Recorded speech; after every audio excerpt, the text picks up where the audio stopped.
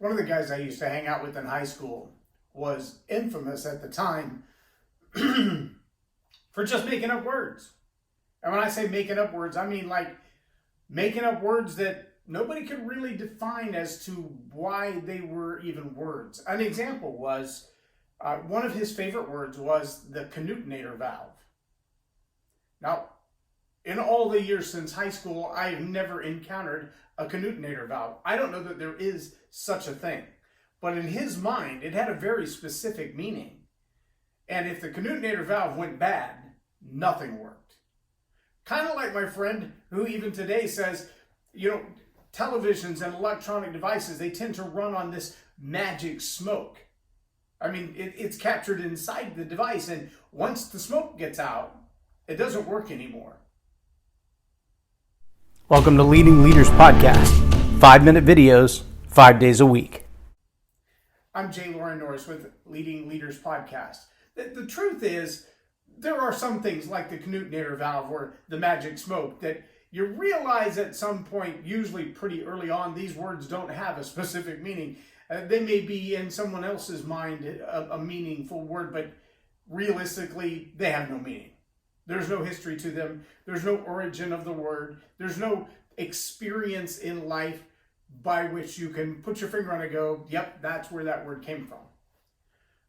But I think there's a more heinous operation in our world today, especially in the world of public communicators. And some are in media, some are in politics, some are in sales, some are public speakers and trainers who use words to manipulate because they know the words have an emotional attachment. Now, they may be words that have their own very specific meaning, but in their meaning, there comes a lot of emotion. And so the emotion that's carried in the words, that's really what the manipulator is looking for, is the emotional reaction. Not necessarily the meaning of the word, just the emotional response to the word. They want to manipulate the way someone feels based on how they believe they're going to react to the meaning of that word. Even if the word is used out of context, even if the word has nothing to do with the rest of the concept or the plot or the storyline, by pulling in one word as an illustration, they can create a sense of disharmony. They can create a sense of longing, or they can create a sense of emotional connection. And this irresponsibility, in my opinion, of using words that carry deep emotional meaning that have nothing to do, A, with the historicity of the word and its genuine meaning, its context and time, its historical application, or B, the actual story being told. We in the last generation have heard words that they seem to be just made up out of nowhere. They're words that they define something that really, it's a way of taking an emotional reaction to an event and slapping a label on it solely for the purpose of invoking that emotion again.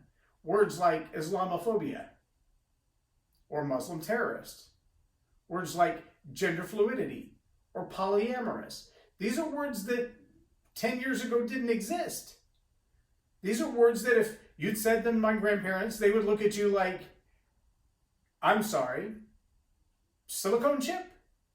Touchscreen glass? I don't get it. See, the reality is there are new inventions every day. And because there are new inventions every day, we have to have words to match them. We have to be able to express those things. But we also have to be, as communicators and as leaders, absolutely thorough and responsible for the way we make people feel when we're done talking. And just because a word has a deeply significant emotional connection does not give you the right to use that word to manipulate the emotions of your audience. Whether you're writing or you're speaking, you're responsible for how people feel when you're done talking. Take that responsibility seriously. In the Storypower Masterclass, we do. We work specifically and intentionally on word choice when story crafting to be responsible for the way people feel when we're done. I'm Loren Norris with Leading Leaders Podcast for Tell It Like It Is TV. Have a blessed day.